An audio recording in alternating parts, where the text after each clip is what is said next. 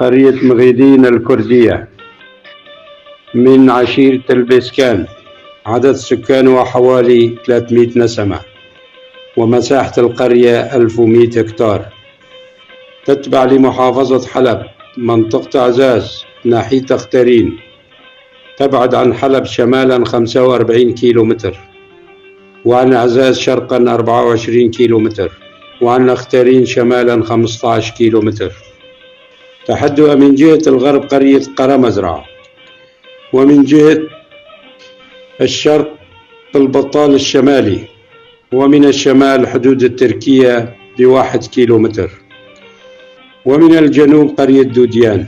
تعرض القرية لسياسة التتريك في عهد احتلال العثماني، وسبب قربها للحدود التركية وعاولها من الملاكين مساحات واسعة من الأراضي، وخصوبة تربتها الغنية ومكانها الاستراتيجي. تشتهر القرية بزراعة القمح والشعير والعدس والكمون، ومساحات صغيرة من الكروم، العنب والتين والفستق الحلبي والزيتون، وتربية المواشي ودجاج البلدي.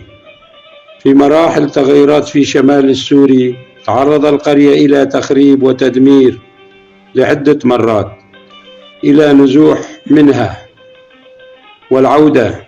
في كل مرة يتم نهب محتويات القرية من آليات وعفش ومستودعات الحبوب المواسم، وخاصة أثناء سيطرة داعش.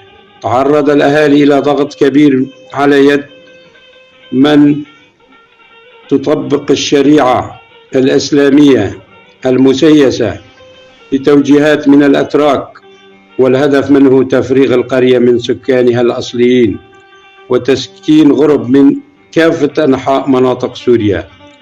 وبعد انسحاب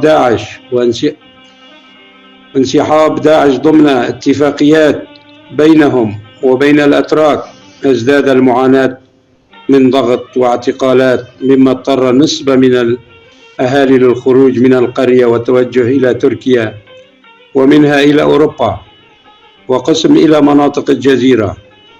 معلومة من أحد أشخاص سكان المنطقة، وأنا ألقيها بصوت محمد الأحمد، والشكر للمحامي علي عبد الله كولو.